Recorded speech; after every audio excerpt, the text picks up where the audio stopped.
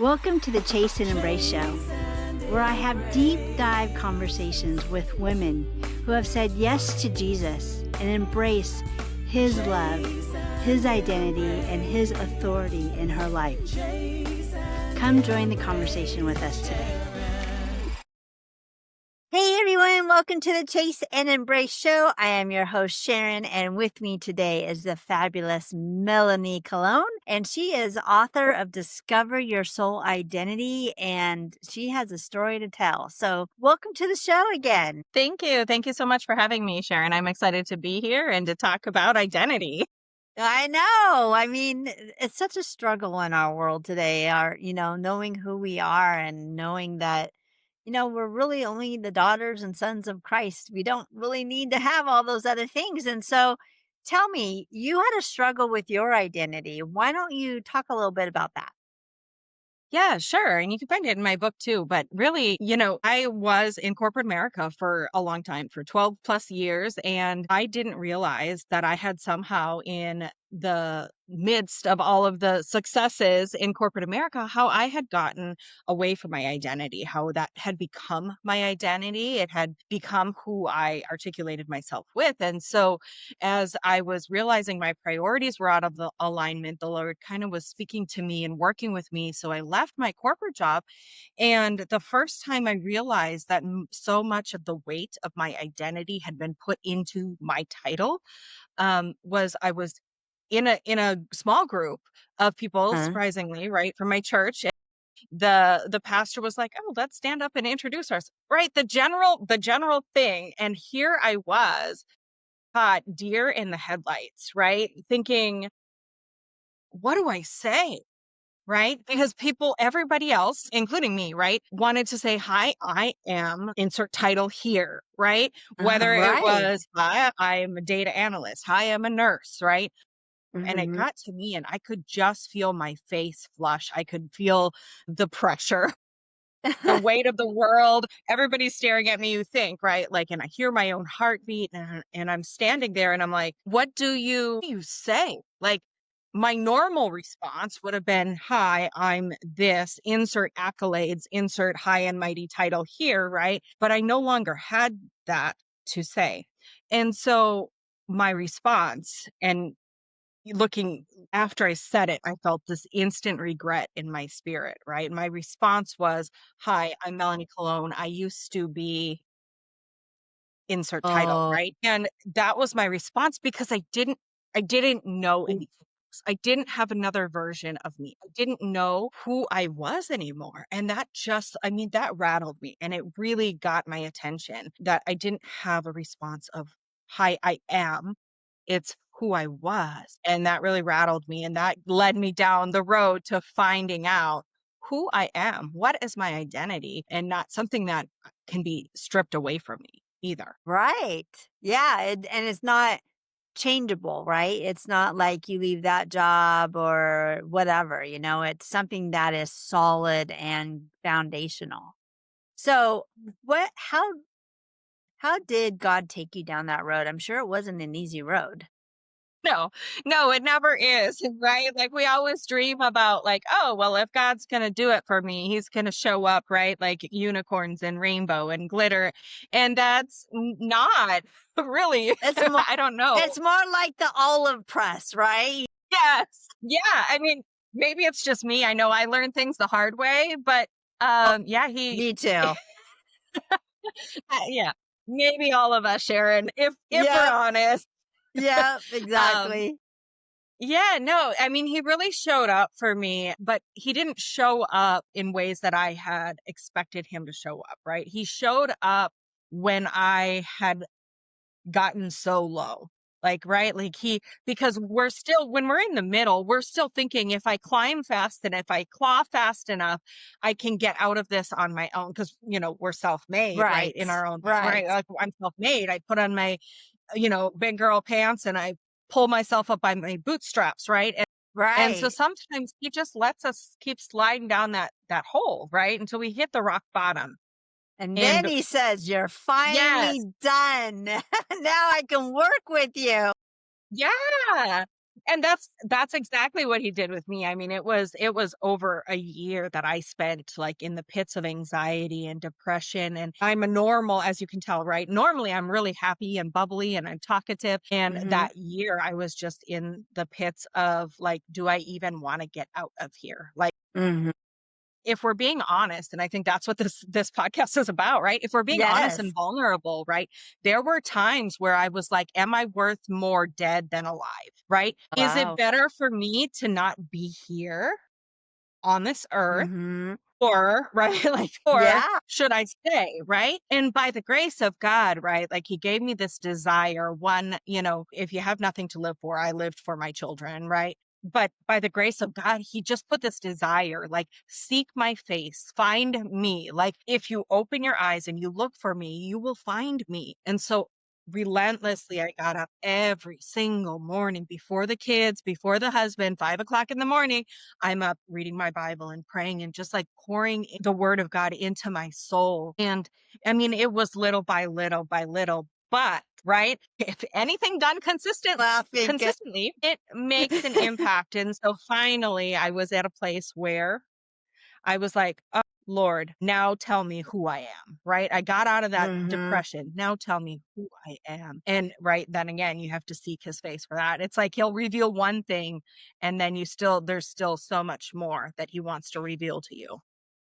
Yeah, I'm laughing because I have a very similar journey. Like, it wasn't corporate world because I worked in nonprofit world, but I still identified with what I was doing. And there was a point where we were opening our business, and I just wanted to work for our company full time. I was tired of the 3-hour round trip drive every day.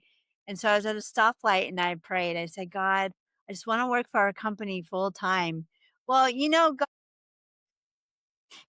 quite good does things the way we want, we put Yeah. expectations on God, but I got fired within 3 weeks, and my reviews and everything were always great, and I got fired for misspellings in my rough draft press releases, and the hem of my pant legs were, too long, and I got fired for an event that was disorganized. It wasn't my event, so I didn't even organize it, I'm like, "God's being serious and funny here."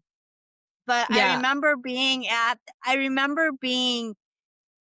that it was that time, that prayer has led me to where I am today, and that was 2018, so it's been a long process, but I remember being at my lowest and all that anxiety that you're talking about, and we're financially just wrecked, and I'm doing DoorDash, and so anyone who does DoorDash out there, like, to deliver food, unless they're young, they're in dire straits, so I always give extra tips now, when not that that's out where I live, but when we do, because that's where I was, and I remember I was, like, 30 minutes from home, and I was just sitting there waiting for the next call, and I said, "God, what is the answer? Where are you?" And, it's funny, I got this little whisper to look to your right, and I looked to the right, and there was the most beautiful sunset. It was pink, and it had blues in it, and I took a picture, and I still have that picture, and it was like that was the turning point. It still took us a little bit longer, and the whole reason why we got to that point is we were being disobedient.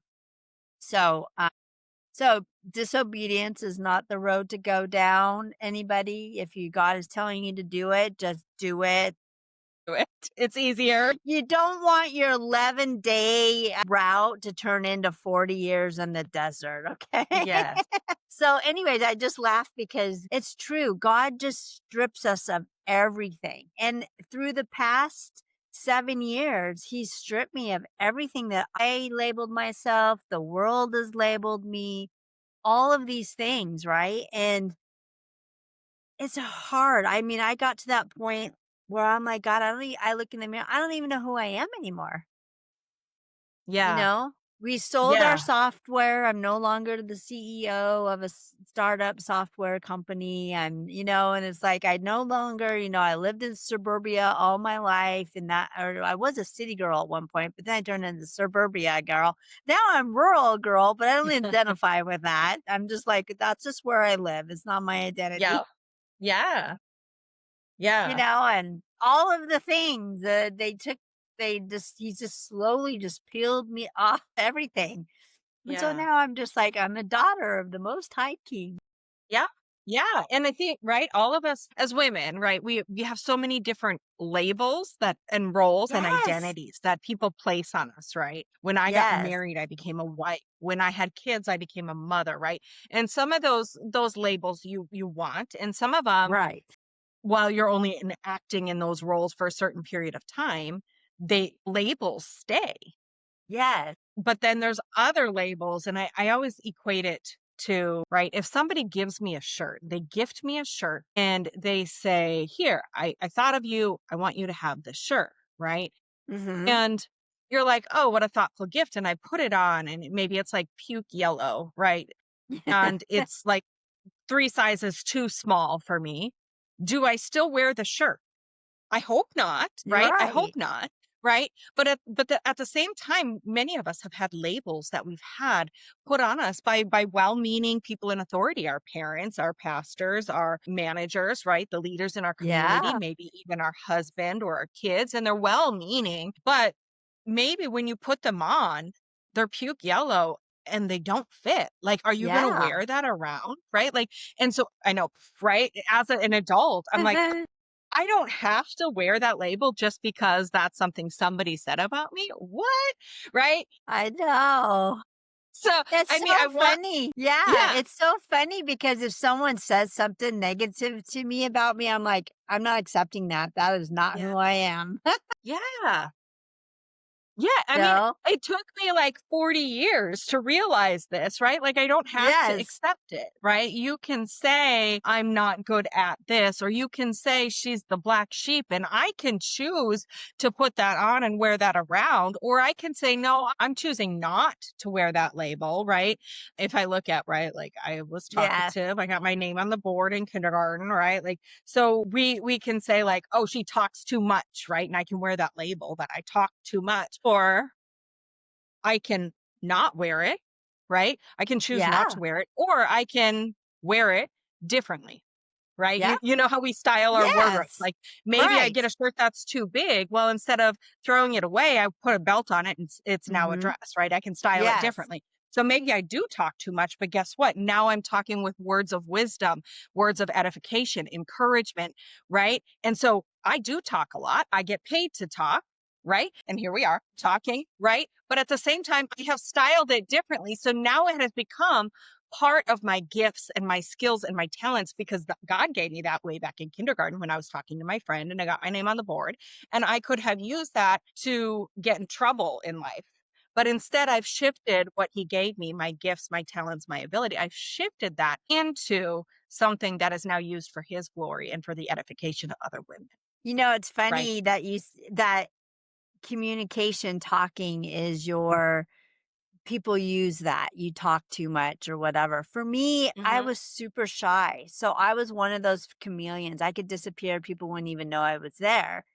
But when I did talk, people criticized how I said it Mm, or the words that I say or the way I said it or the tone of my voice or I'm too blunt or whatever it is. And so the interesting thing is I consider myself, Moses sometimes because I don't speak eloquently. mm, I don't have, I have a hard time saying big words and all of those things, but what a glory that God has called me to being a podcast host. That's yep. just all God because I certainly would not call me to do this, but yet I can talk a lot too.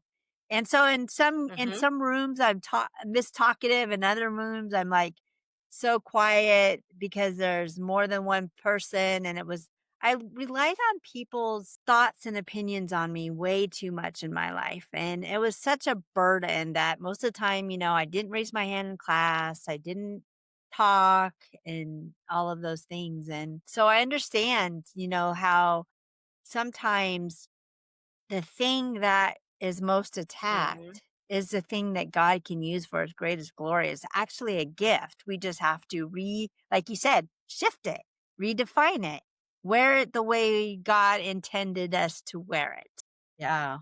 Yeah, I think it's so, key in really learning about God first, right? Like that's Yes. if you can't understand, and we're not never going to understand God, but if you can't understand the way that he feels about you and why he created you the way that he created you and how he loves you the way that he loves you, right?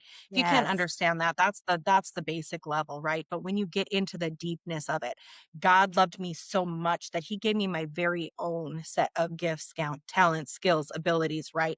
But not only did he Yeah. give me those, he gave me opportunities to fine tune them, right? And not only did he Uh, do that, but all those other things that I really do suck at, right? Like he also puts people in my path to either grind those down or to uh, take that piece and run with it, right? So he's right. such a good God that when we think about like who we are in him, he's already predestined that. He's already It's the things that we true. went through in life, good or bad, he's already taken those things to work them for his glory, but for the good Uh, of us, right? yes. And our culture wants to say, you need to earn it. You need to earn your worth, right? And God says, you're already valuable because you are mine. And Yes. that's it. Right? You don't have to earn that. It's just there. The value is there, and he will work on your behalf for his glory so that you can achieve your full potential within him. It's so true. And the thing is that I have found is that the more, so people, it's like a relationship with Jesus is like a relationship with a friend. Although he is our God as well, and he deserves our knee and us bending to him and all of that. But the thing is he doesn't require that. He wants to be our friend. He's with us all the time. And he just wants us to talk to him. He wants us to bring us into him into our lives with all decisions. Yeah. And so it's just people don't realize, like, there was a post. How we met was through the Christian women's group. There's many of them, but there was a particular one that we follow. And someone put in there that group, if you could ask Jesus one question, what would it be? And majority of the women said, am I going down the right road? Am I going down the right path? And I've always determined now that if you have a close relationship with God, you will know. Now, does that mean that he tells us? Sometimes he makes us go down roads as for lessons, and then he does a U-turn or whatever it is. But the thing that God really only cares about is our relationship with him. The assignments that he gives us is second. The relationship is number one. So if that's the first question that you're asking, then you're not I feel, this is my opinion, that you're not in a deep Mhm. relationship with Jesus. And to do that, you have to know him. And to get to know him, you have to communicate with him. Well, how do you do that? Reading the Bible, prayer, worship, all of the things. And he's just my favorite topic to talk about. So I get to Yeah. have a podcast and I get to talk to people who have relationship with God and talk about the lessons that he's taught us and to share that with Yeah. other people. And it's Yeah. like my favorite thing that I do. I think I was sorry. I was, you go back to that question you were saying is how do I know if I'm on the right path, right? Yeah. I struggled with that because I've messed up, right? Like you've messed Huh? up. We know we've Yeah. messed up, right? Yes. And it really struck me. I was reading a devotional by Joyce Myers and it just like I hit love me to her. the core. And it said, like, don't you something to the effect, don't you believe that God has like also taken into account your missteps, right? Yes. And it just got me like deep in my theology, right? And it's like, if you trust that God is sovereign and he can save you from your sins, then you must also trust his sovereignty over your mistakes. I'm like, Exactly. okay. So if you can't trust that he's sovereign for your goodness and your mistakes, then do you really trust him?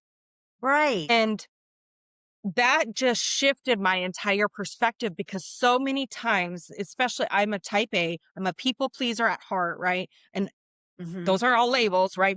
But they're true Yes. for me. As much as I'm trying to like shift, right? I want to make sure I don't mess up.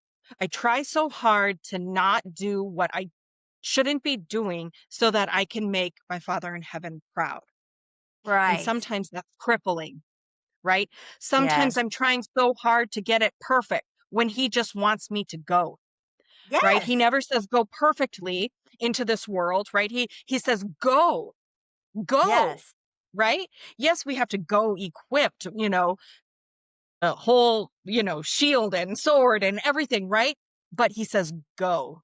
And Yes. so I'm like, I have so many times sat and stumbled and tripped myself up because I did not go when he told me to go. But it's because I didn't want to disappoint, right? Right. And And the so thing now I trust is, him. Yeah. yeah, and the thing is I don't think our mistakes disappoint him. Yeah. I think our sin disappoints him. When we do something knowingly that it is against him, that Yeah. disappoints him.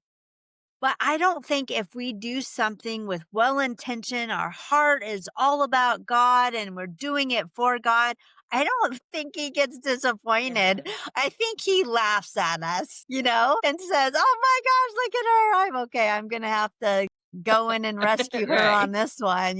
But I think, it's just like your kids when they make a mistake, you're not disappointed in them, unless again, it's the wrong, like they break the law or something like that, you know? But if that they're making a decision that isn't good for their personality and who they are and all of that stuff, you're not disappointed in them, and you try to steer them in like this. But sometimes, like you said, we're stubborn. We got to learn on our own and we got to figure it Yeah. out for ourselves. Yeah. And God uses that. Yeah. Absolutely. I love that. Yeah. So I just think that he doesn't get us disappointed in our mistakes unless, it's our heart's wrong. He really, really cares about the heart. You know, if you're Yeah. well intentioned, even in your mistakes, I'm sure he's just like, oh no, here she goes again, but not disappointed. I Okay. know. I mean, look at Peter, right? I mean, Yeah, how many times did Peter run his mouth and get into trouble and, sword off somebody's ear and right? And he's like, exactly. "Oh my goodness, I got to go clean him up again," right? But Peter built his church on Peter, right? Like if he can Exactly. use Peter, certainly he can use me. Right, exactly. I know we sometimes I think put the disciples on a pedestal, but they're no different than us, No. really. They're not. They're no different than us. We just live, you know, a couple decades later, and Yep. so we have Yep. different tools. But God, He created us at a time as for this, Yep. with what is needed, and I just find that I just think God has the greatest sense of humor. There's just been so many times where I'm like, "Really, God? Okay." Yeah. He's Yeah. just the guy. He has a sense of humor, and I've learned to never say never because he'll Yeah. he'll Yeah. say, "What? What? Really? Never?" Yeah. Yeah. Yeah.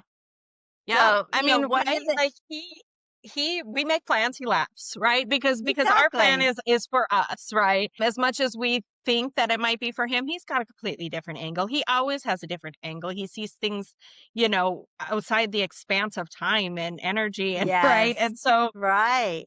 we're You so know what? nearsighted. Yeah, and so one of the things where I was being disobedient and I ran into that, I lost my job and we were being disobedient was a year or two before we had a client that was living in a fifth wheel RV. And she was telling me all of the issues and stuff. And I just said, I would never want to live in a fifth wheel RV. So what was I being disobedient about? God had asked us to sell our home and travel the country in an RV. And you know what, though? It has shifted our life so much, and its life is so much better.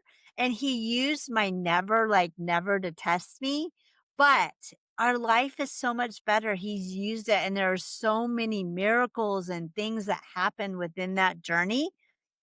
And it just really helped me build my trust with God. And so the thing with obedience is that he doesn't give you the whole picture. He's never going to tell you, because then that's not faith. You know the outcome, right? He wants you to step out in faith. And it's when you step out in faith that trust gets built. And Yeah. like you said, if you don't think that God is sovereign in your entire life, the good things you do, the bad things you do, everything, then you don't have trust in him. And it's not easy to trust him in everything. It's scary, you know? Yes. It's very scary at times. This road that we've been on, both of us, on figuring out who we are and our identity. And now he's having us both share on this journey that we've had, because our identities are in an attack right Yeah. now, you know? Yeah. Yeah. And And I think there's if so people many don't people are share, lost. if people aren't sharing their identity, right, it almost becomes, right, like if you and I didn't share our story, it would be a secret we would hold, right? It would be a Right. secret that we would hold because it felt shameful to say, I didn't know who I was. Or at this point, I was disobedient, right? And so when we Yes. hold that in, right, the shame whispers like you're not enough. You're never going to be enough. You can't measure up, right?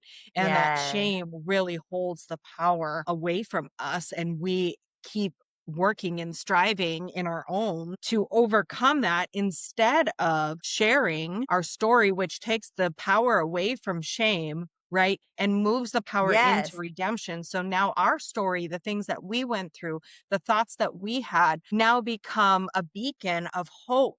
And I can do it if she can do it. I'm not alone for Right. other people who may not have the solid footing and foundation that we have. Yeah, and the thing is we're not still not perfect. We still Yeah, there's our times that we still struggle with our identity, and it's for not, sure. and I don't think it's necessary. And I think what happens is we struggle with our identity with our assignment. I think we keep going back to that struggle. Like, for example, he's working on me on my identity and what he wants me to do with that and be a teacher of it, right? And so I start looking at all these different things, and then I'm like developing my course and all of these things. And I get so far ahead of God that I get lost. And I'm just like, okay, I need to go back to the beginning, and I just need to wait on God. And you know what? He woke me up at 2 a.m. in the morning, and he gave me a part of it. And it's just like, this is so amazing, Yeah, and it's just like, yeah. and the funny thing is he's having me do it through a picture of a heart. And what does he care about? The heart, Mhm. And it's like when we when we label ourselves, that's head, and then our brain, and we take it to the heart, but that's not what it is. We have different things that can be on our Yeah. heart, and then what's in our head about what we do, that's just our assignment. It's still not our identity. It's just our assignment. And those Right. change, you know? Yes. Yeah. I mean, my husband always says, like, I have married like 50 different women in one, right? I think like as women, I speak for women because I'm a woman. I don't know, maybe men go through Yes. changes too, right? We always hear about the midlife crisis, Yes. but like I'm right. right. My husband's like, "You've been like 40 different women since the time I met you 20 years ago." He's like, "So I'm not married to the same woman that I married in 2006, you know?" And Right. we go through these identity shifts because as we learn and grow, as Mhm. things come to us through us, right? We shift and we shift and we shift and we grow, which we are supposed to, right? Because our life Right. is not just for show, it is to become like Christ, right? And so Yes. if you're not changing, if you're not growing, if you're not feeling like every year I'm something new, right? That aligns with Right. God, right? Let's be clear, right? Then you're Yes. not doing what you're supposed to be doing, because then you're not becoming like Christ. Either you think you are already like Christ, so you're not on the growth trajectory there, or right, like, Right. or you're there's something not adding up, right? And so that is really what we're supposed to do, is to shift and to grow, but never forget the foundation. That at the Right. foundation everything else will fall, all the accolades will fall, right? I can, God forbid, lose my husband tomorrow and I no longer am a wife as my label, right? But my Right. foundation remains that I am a child of God. I am the daughter of the Most High, and that foundation is unshakable. And so when we stand on things, yes, we can say, I'm a wife, I'm a mom, I'm a this, I'm a that, I'm an author, right? We can say all those things, but when we stand alone on the foundation that I am the daughter of the Most High, nobody can take that away. If you're in an RV, if you're out on the streets, right? Whatever you're doing, nobody can take that away from you.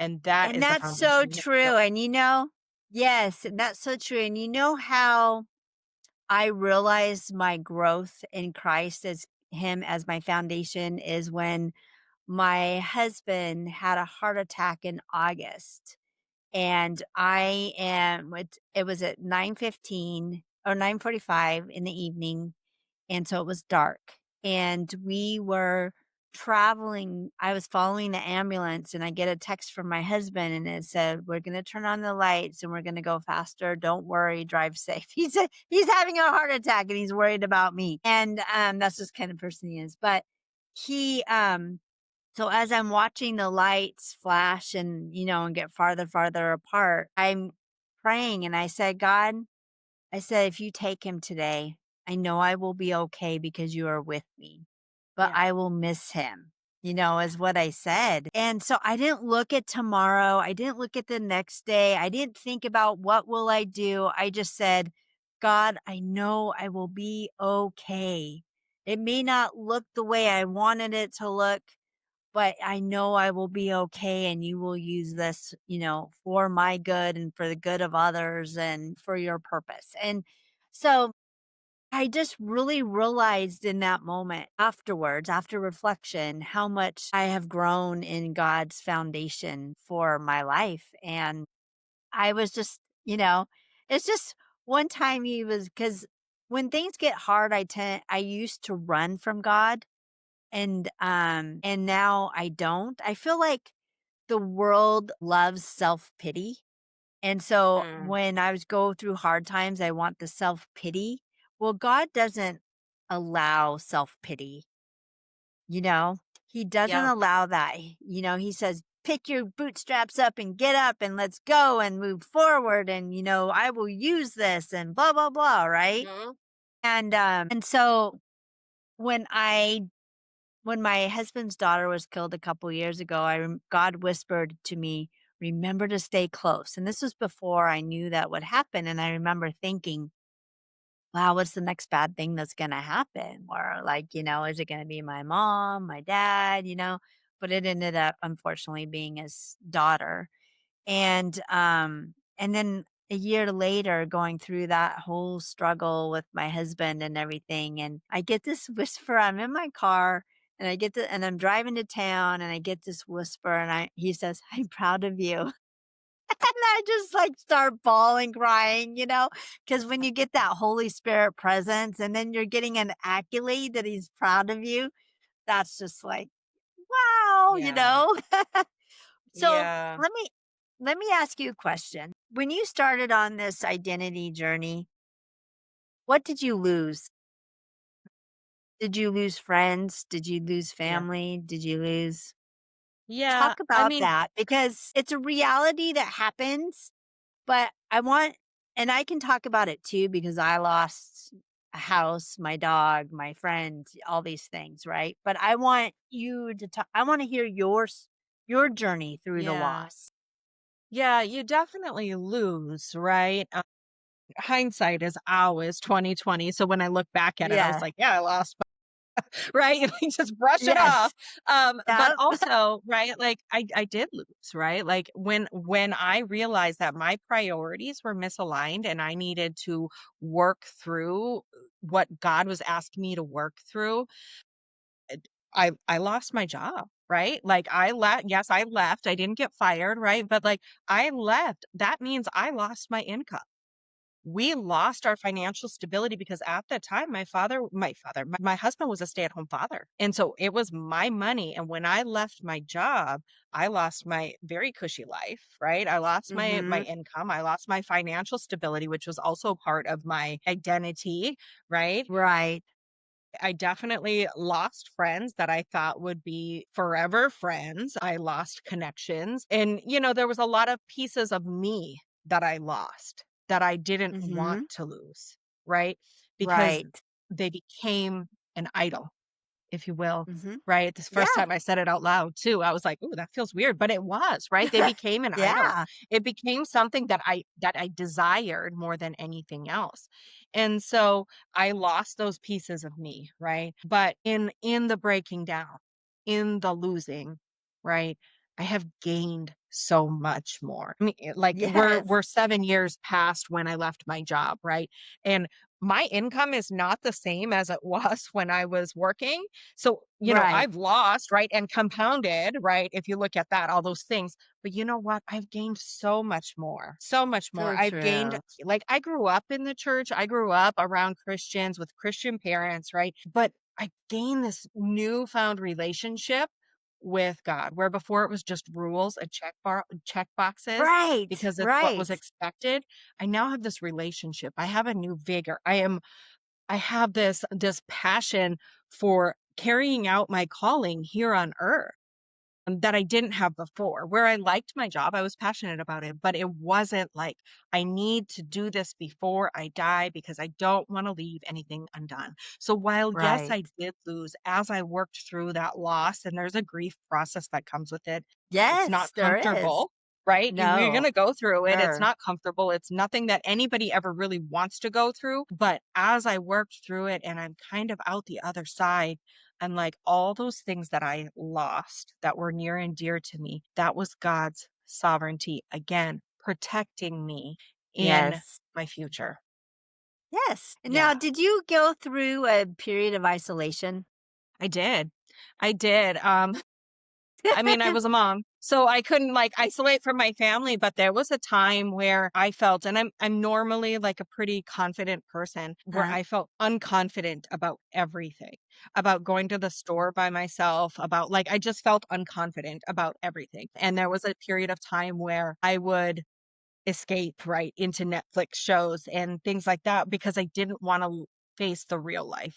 I spent a lot of time on my couch. I spent a lot of time pulling back from friendships because I felt like they should have been there more for me. But then again, right, they're not mind readers. So I didn't tell them I Right. needed somebody. So Right. I pulled back thinking Right. that they should have known, they should have checked on me. Again, here we are with the self pity, the victim, right? Yes. And I also have like this anti-victim mentality now. I'm like, no, no, no. When I want to get into it, I am no longer the victim, right? God has called Right. me to be the victor. And so I either get to walk in victory with God or I have to do it on my own. And we all know where that leads, right? And Yes. so, there's pieces that I lost. I pulled away from friends. I pulled away from family. And some of those relationships have been restored and some of them haven't. Right. And, my prayer has always been, Lord, go before me, remove people from my life, remove circumstances from my life that don't need to be in there for this season. And he has hurtful friendships, hurtful losses of friendships, I should say, where I didn't think that they would be a loss of a friendship. I figured that they would be forever friends. But not everyone can follow you into the next season. Right. There's always a True. period of adjustment anytime that you're going into a new season.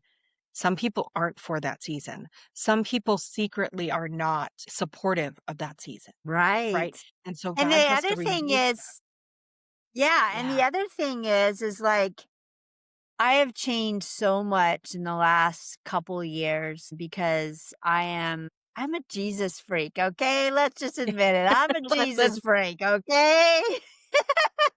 And so people don't know me anymore, and they don't know me as this Jesus freak, and they're like, "Wow, I don't," and whatever. And so there's that they have this old identity. They're holding on to this old identity of who they think you are, Yeah, and it doesn't fit, and so it's like a weight, and so they can't you have to let them go so that you don't have that weight into where God wants you to go, yeah, and you just gotta keep doing it, like, I'm teaching this class and people are like, it's just funny. It's just like yeah, Jesus couldn't go back to Nazarene to go do miracles. We can't go back to where we were born either, or even where we used to congregate and do the same thing because we're not those people anymore. And people have these old identities of who we are and we don't fit that. So then they think we're weird and blah. yeah, So I just yeah.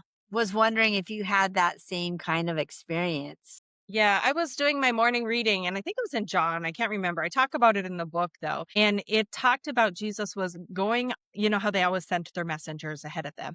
But Jesus Yes. was going to a certain town. I forget the actual verse, right? And they said that the town refused him Mhm. because of where he was going. He resolutely, it says, I remember this distinctly, Jesus resolutely set out for X town.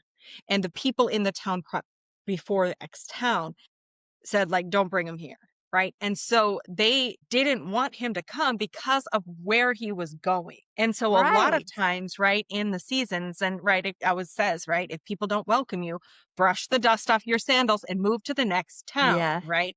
And so I think Yeah. it's really imperative that we also apply that even though we don't, walk to the next town, right? But sometimes Right. where you're going, others will not be happy about you going there, right? It makes them feel comfortable. They feel convicted. They feel like like old Sharon wouldn't have been there, right?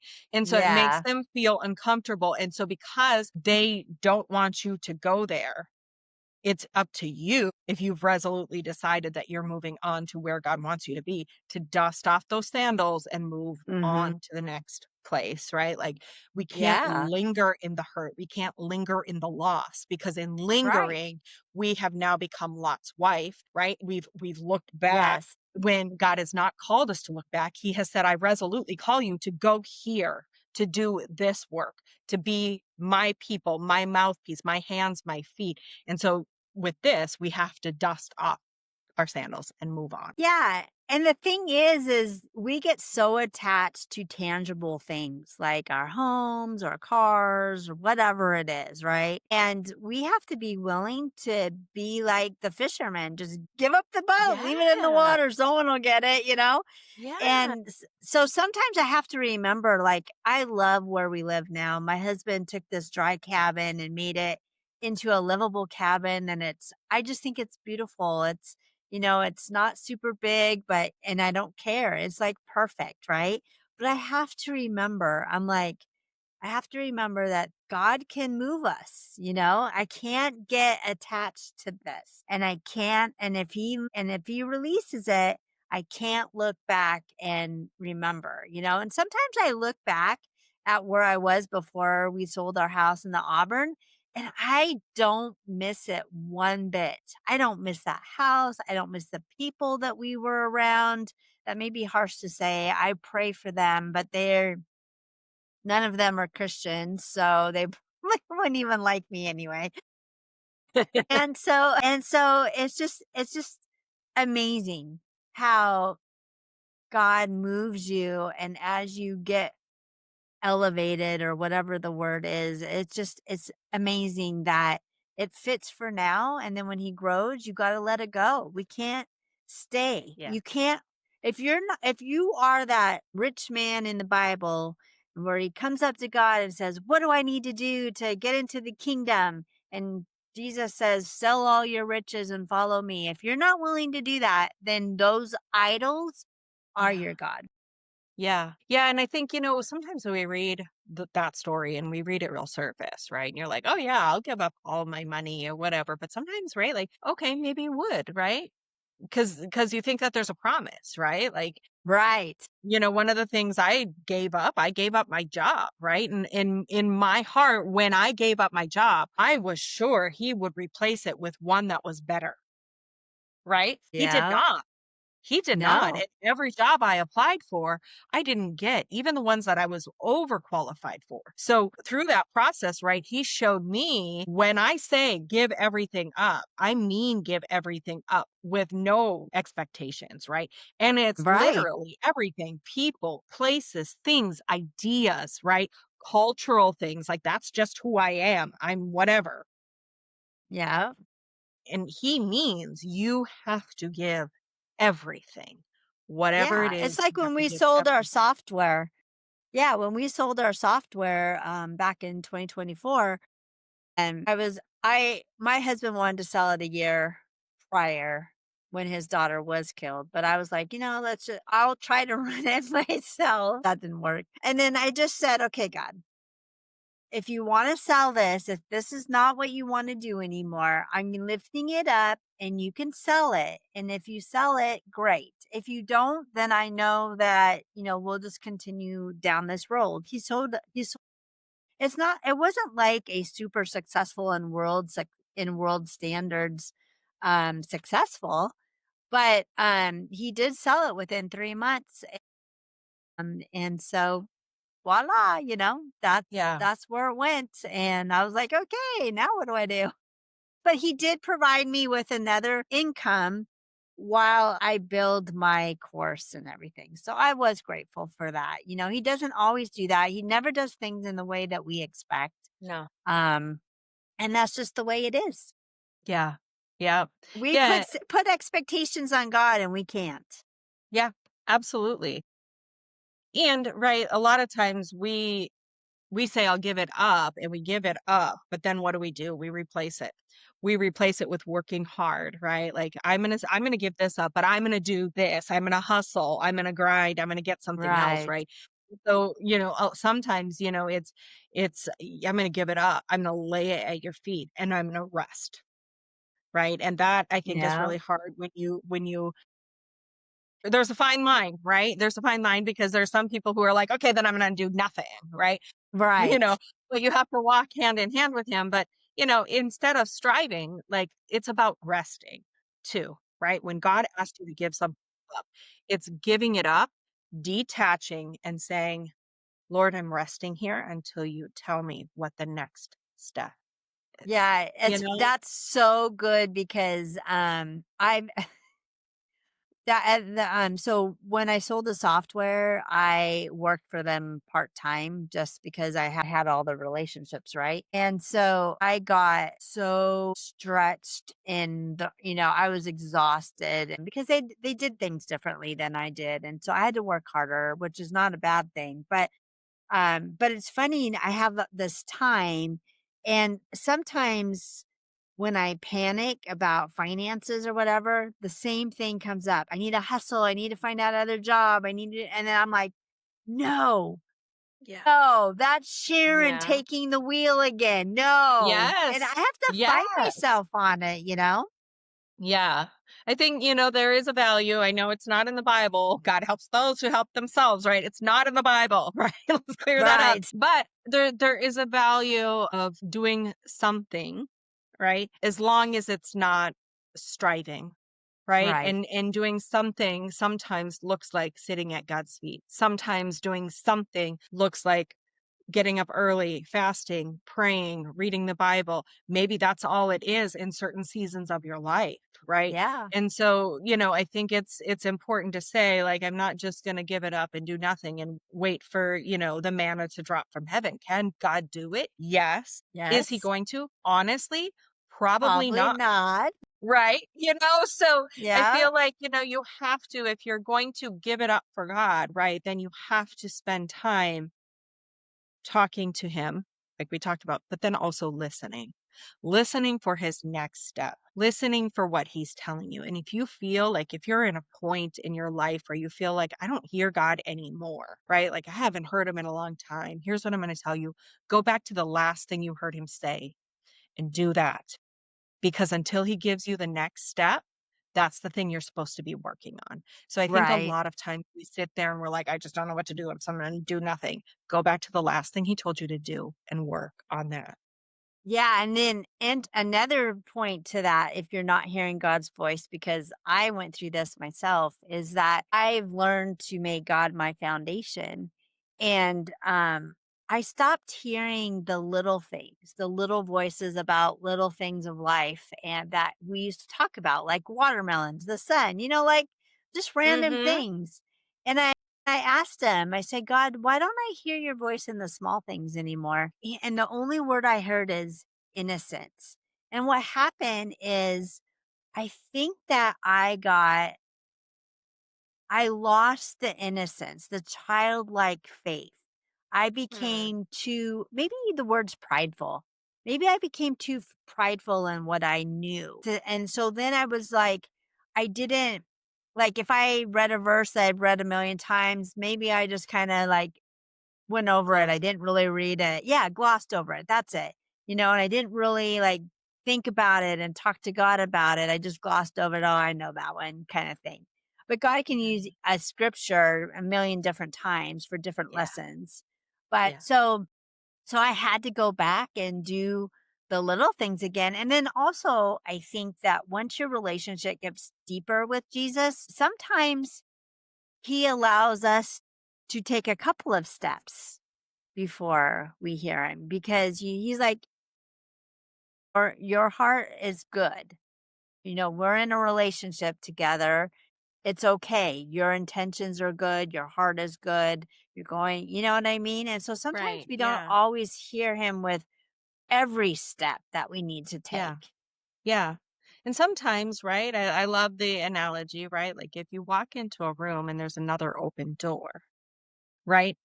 That might be a sign that that's the next thing, right? And so, Right. sometimes he shows you, like, go into this room and you go into the room and there's another door. So that's the natural step, right? And so Right. I think sometimes we do, have quiet times where God's a little bit quieter with us, right? But rest assured, if you get out of line, right? If you do Yeah. something you're not supposed to do, you're going to feel it. You're going to hear from God Yes. right away, right? And so I think there's that nice fine line where it's Right. like, if I step through this door and I feel that in my spirit, I need to pull back. And as long as, we're walking in that foundation with him and we can Yes. kind of discern the things in our spirit, we don't necessarily, I don't want to say we don't necessarily need to hear from God, but we don't need to hear him say, like, take one little step to the right all the time, Right. right? Yes. Sometimes it's a leading in your spirit and not necessarily the booming voice from heaven, right? Exactly. Exactly.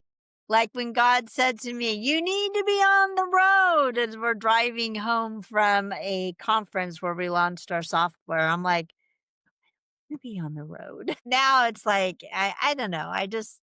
He's super fun and he's very knowledgeable. And, he gives you little glimpses to things that we don't understand. And there's just so much we don't know. And so we can never get too prideful in Yeah. who we are. I think that Yeah. if we say that we are a daughter of the most high God with pride, that's Yeah. just as wrong. We need to be Yeah. humble consistently Yeah. and we need to have our heart in check all the time. And then that's why they always say, read your Bible daily, put on your armor and, renew Yeah. your heart daily and renew your mind and all of those Yeah. things because it's not only do we have an enemy out there, but we have our own flesh. And our Yeah. own flesh is very greedy. Sure. And even like, in where I am now, right? And that's one thing I think that the Lord's been working on me with. It's easy. I have a group of women that are amazing and they're there and they're going to hype me up and they're like, "Yeah, you're doing so good." And it's easy for me to put that on like I'm doing so good, right? And I ask God, like, you need to humble me, right? You need to draw me back in to show me that it's not in my works that I'm doing this, it's in Right. yours. Right. And so for Exactly. me, that's one of the things, right? Like that I need to keep in check because that's my natural tendency. If I already have confidence level up to here and I've got people behind me, like cheering me up to here, I need God to come and be like, but let me show you who I am, Right. right? Yeah. You need to give credit where credit is due. And I think that's, that's one of the things that, as I've gotten older, right, I'm like, oh, yeah, sometimes I lost focus there, right? And so Yes. there's this magical place here where it's like, I did good, but it really wasn't about me, Yeah, you it's know? funny you say that because when our software was growing really we had growing really fast and I took credit for it. Get conviction, immediate, and I said, "Oh my gosh, God, I am so sorry. You are Yeah. right. These Yeah. doors are opening because you are opening them, not because of anything that I'm doing." Yeah. Yeah. So For that's what sure. so it's true. He'll give you some leeway, but as soon as you make the wrong thing or claim the wrong thing, you will get that conviction. Yep. For sure. And I never want that conviction, but I love it when it comes because I just always want to be in right standing with him. And I just want to give him the glory because unfortunately, I know what it's like to feel lost, just like Yeah. you.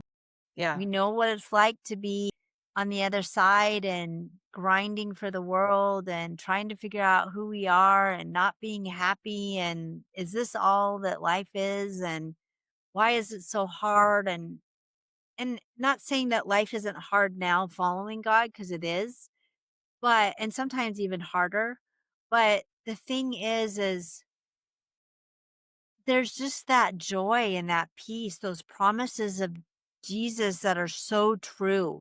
And if you're watching this right now and you've made it this far in the episode and you're not feeling that joy and the peace, even in horrible, stressful situations, then he's not your foundation and you're still holding on because the only way that you can get that, unfortunately or fortunately, is that you have to let it go. And I am just so surprised that even in the midst of my husband's heart attack and his daughter being killed, I can still find his peace. And there are times I still struggle with anxiety. I'm not going to lie about that. And what I do is I give it to him at his feet. I pray and say, God, take it.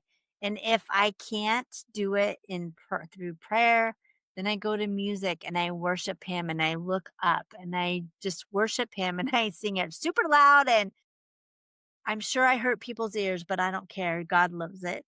And Yeah. it gets me Yeah. out of that funk. You just have to find that thing that works for you to get you out of this cycle mind that our mind does. The battle of Yeah. the mind. Yeah.